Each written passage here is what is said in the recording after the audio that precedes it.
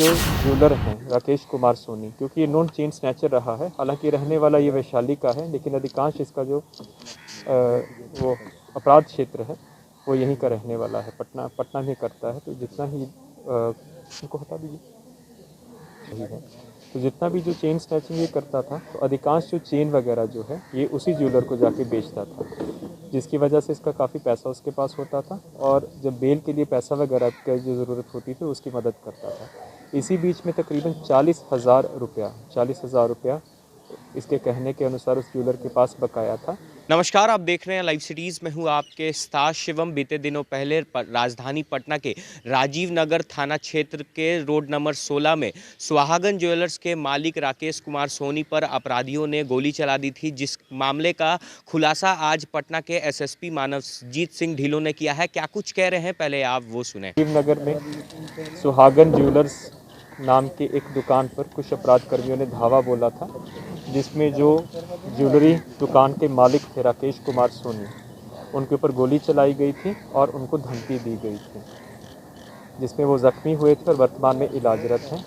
जैसे ही ये कांड प्रतिवेदित हुआ था, तुरंत विशेष अनुसंधान दल का गठन किया गया था सिटी एसपी साहब के नेतृत्व में। इसमें विदिन 24 घंटे कांड का उद्भेदन कर लिया गया। इसका जो प्रमुख कारण ये है कि इसके जो प्रमुख अपराधी है पंकज शर्मा, वो बहुत बड़ा अपराधकर्मी रहा है, तकरीबन 2 दर्जन से अधिक केस उसके ऊपर हैं, और ये मूल रूप से मदुरापुर बिद्दुपुर थाना क्षेत्र वैशाली का रहने वाला है। तो जो उसके अनुसंधान से पता चला और उसके जो हम लोगों ने इंटेरोगेशन किया उससे पता चला, ये जो ज्वेलर हैं राकेश कुमार सोनी, क्योंकि ये नॉन चेन स्नैचर रहा है, हालांकि रहने वाला ये वैशाली का है, लेकिन अधिकांश इसका जो वो अपराध क्षेत्र है वो यहीं का रहने वाला है, पटना में करता है। तो जितना ही उनको हटा दीजिए सही है, तो जितना भी जो चेन स्नैचिंग ये करता था, तो अधिकांश जो चेन वगैरह जो है ये उसी ज्वेलर को जाके बेचता था, जिसकी वजह से इसका काफ़ी पैसा उसके पास होता था, और जब बेल के लिए पैसा वगैरह की जो ज़रूरत होती थी उसकी मदद करता था। इसी बीच में तकरीबन 40,000 रुपया इसके कहने के अनुसार उस ज्वेलर के पास बकाया था, जो कि वो दे नहीं रहा था। और ये ऐसा नहीं कि पहली बार ही उसके ऊपर अटैम्प्ट हुआ है। पिछले साल 9 जनवरी 2021 को भी उसी ज्वेलरी दुकान पे गोली चली थी, जिसमें टारगेट तो ज्वेलर था, लेकिन एक शिक्षक, सरकारी शिक्षक को गोली लगी थी। उसका भी इसमें उद्भेदन हो गया है और उसके शूटर्स का भी पता चल गया है। और क्योंकि पिछली बार सफल नहीं हुआ था, लेकिन इसके बीच में जेल चला गया, तो जेल से यहाँ लौटने के बाद इसने पुनः उसको टारगेट किया था, क्योंकि अभी तक इसका कहना था कि जो मेरा बकाया पैसा था वो मिल नहीं रहा था। इस पूरे प्रकरण में टोटल 5 लोगों को गिरफ्तार किया गया है, जिसमें 3 लोग घटनास्थल पर चढ़े थे।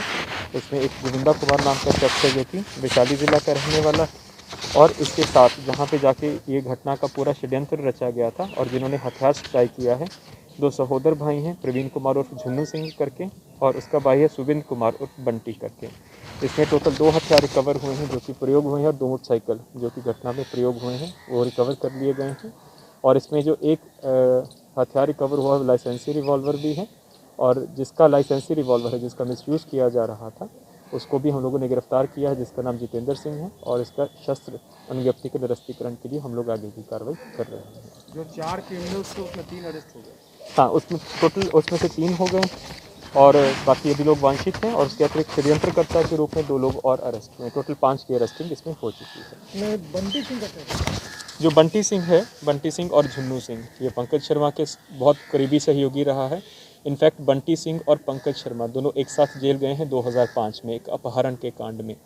तो जब ये जेल से लौटा था, और जो जैसे बेल के लिए पैसा चाहिए या फिर कोई और लॉजिस्टिक्स के लिए इसको हेल्प चाहिए, और घटना कारित करने के बाद भी उसी के घर में ही जाके छुपा था, और एक दिन पहले भी उसी के घर में जाके छुपा था। इसमें जो बंटी सिंह का मित्र है जितेंद्र सिंह करके हैं, तो जितेंद्र सिंह के पास एक लाइसेंसी रिवॉल्वर है। तो इसको जब हथियार की ज़रूरत पड़ी थी तो एक कट्टापना लेकर गया था, और उस रिवॉल्वर को ये वहाँ से लेकर घटनास्थल पर खुद गया था वहाँ पे पंकज शर्मा।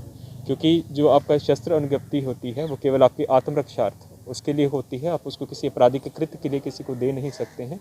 तो बंटी के माध्यम से उसको जितेंद्र से लिया गया था, तो षड्यंत्रकर्ता के रूप में, और उसको वहाँ पे हथियार सप्लाई करने के लिए और उसको शरण देने के लिए उसको इस कांड में गिरफ्तार किया गया है। पंकज शर्मा उधार क्यों देता था पैसे? पैसे उधार राकेश कुमार सोनी को क्यों देता था? उधार नहीं देता था।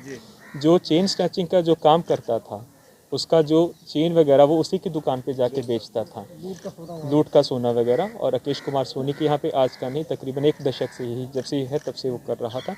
उसी में इसने बताया कि तकरीबन 40,000 रुपये इसका वहाँ पे फंसा हुआ था, जो कि उसकी ज़रूरत थी क्योंकि इसका बहुत से कांड में बेल के लिए इसका पैसा खर्च हुआ था, और उसी में जब वो नहीं दे रहा था तो उसको उसने टारगेट किया था। लूट का सोना खरीदने पे ये जो दुकानदार है इसके ऊपर भी कार्रवाई? बिल्कुल, जो इसका कन्फेशन आया है उसके आधार पर इसका सत्यापन किया जा रहा है, और यदि ये बात की संपुष्टि होती है, जो कि है, तो उसके ऊपर अलग से हम लोग प्राथमिकी दर्ज करके आगे की कानूनी कार्रवाई करेंगे। पटना में एक से एक घटनाएं हो रही हैं। कंकड़बाग में आर्टिफिशियल ज्वेलरी की घटना हुई, उसके बाद ये सुहाग का हुआ, फिर अभी आज बकरगंज में हो गया है। ये क्या हो रहा है, मतलब अच्छा? तो आपने साफ तौर पे सुना, पटना के एसएसपी मानवजीत सिंह ढिल्लों का कहना है कि इस घटना में कुल 4 अपराधी शामिल थे जिन्हें आज गिरफ्तार कर लिया गया है। वहीं उनका साफ तौर पे कहना है कि जो मुख्य अपराधी है पंकज शर्मा, वो लगातार स्वर्ण व्यवसायी राकेश कुमार सोनी से लूटे हुए ज्वेलर्स को बेचता था, जिसको लेकर ही विवाद हुआ था। ऐसे में जो मुख्य अपराधी है पंकज शर्मा, उसने गोली चलाई थी। तो इस पूरे मामले की जानकारी जो है वो पटना के एसएसपी ने दी है। बहरहाल आप बने रहे हमारे साथ। अगर आपने हमारे चैनल को सब्सक्राइब नहीं किया है तो जल्द से जल्द सब्सक्राइब कर ले। धन्यवाद।